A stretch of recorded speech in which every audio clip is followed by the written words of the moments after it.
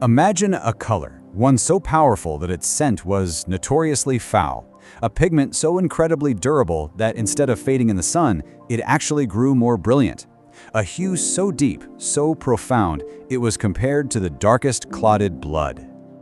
Those are the words the Roman historian Pliny the Elder used to describe not a gem, not some precious metal, but the ancient world's most prized and fiercely guarded color.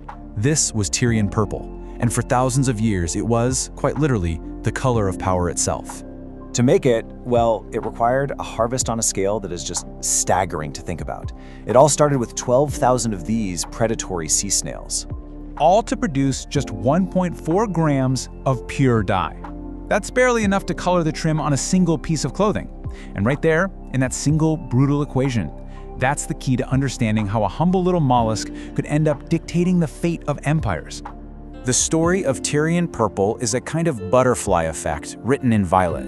It's the story of how a tiny biological defense mechanism was transformed into one of the most powerful tools of social and political control the world has ever known. And like so many things, it all begins with biology. The source of this immense power wasn't a mine, it wasn't a rare plant. It was the toxic mucus of a creature hunting in the deep waters of the Mediterranean. You see, 3 specific species of Murex snail held this secret inside their hypobranchial glands. Now, the process of getting it out was, by every ancient account, just nauseating. Thousands upon thousands of snails were crushed, their glands were removed, salted, and then left to ferment and boil for days in these enormous vats. The stench was apparently overpowering, but the result? The result was a pigment that was unlike anything else. It was permanent, it was vibrant, and it was impossibly rare. So long before Rome ever entered the picture, one civilization recognized the potential that was locked inside this gruesome process, and they went on to build a commercial empire on top of it. In fact, the very name Phoenicia is thought to come from the Greek word for reddish purple. For them, this wasn't just another product they sold. It was their entire identity.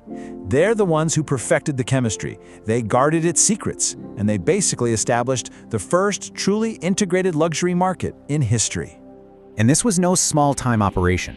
As archaeological reports in the journal Tel Aviv confirm, sites like Tel Shikmona in modern-day Israel reveal a massive industrial complex. For 500 years, this one site was churning out dyed textiles for kings and priests all across the ancient world, from Assyria to Egypt to Israel. And in doing so, they established a monopoly that would really set the stage for Rome. Now, when Rome rose to power and dominated the Mediterranean, it inherited this powerful symbol. But the Romans, they didn't just adopt it.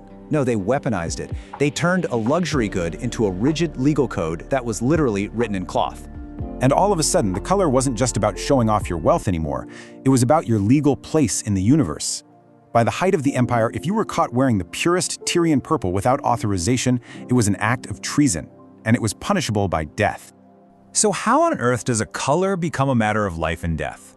Well, the answer lies in something called sumptuary laws. These were rules designed not just to stop people from spending too much, but to enforce a really strict social order. They made the hierarchy visible, weaving it right into the fabric of daily life. And over centuries, you can watch as Rome systematically tightens its grip on this color. It all started during the Punic Wars as a kind of austerity measure, but it quickly became an assertion of singular power. Julius Caesar claimed the solid purple toga just for himself. Emperors like Nero enforced this exclusivity with lethal force, and by the late Empire, the law was absolute. Only the emperor could wear the true imperial purple. This meant a Roman status was instantly readable just by looking at them. Research, like the analysis in the historical text known as the Violet Monopoly, shows this was all dictated by the amount of purple on their toga. A broad purple border on the toga praetexta, that marked you as a magistrate. The solid purple gold-embroidered toga picta was for a victorious general celebrating his triumph.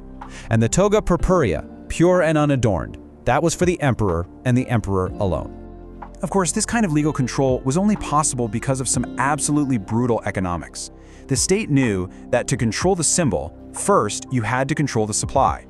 Back in 301 CE, the Emperor Diocletian issued his edict on maximum prices, and it gives us this stunning snapshot of the dye's value. This imperial decree, which was meant to fight hyperinflation, tells us that while 1 pound of gold was capped at 50,000 denarii, 1 pound of Tyrian purple dye was legally valued at 150,000 denarii. Let me just say that again. It was worth 3 times its weight in gold. You see, as centuries of military spending led emperor after emperor to debase their silver currency, the money itself became pretty much worthless.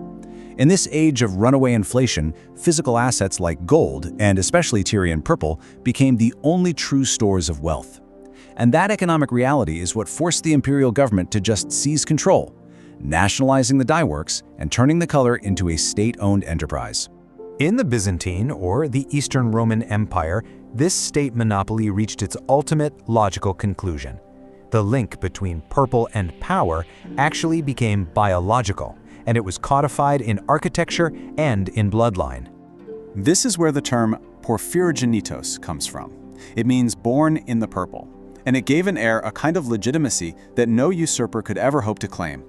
To be a true heir, you couldn't just be born to an emperor, you had to be born to an emperor who was already on the throne. And this was not a metaphor.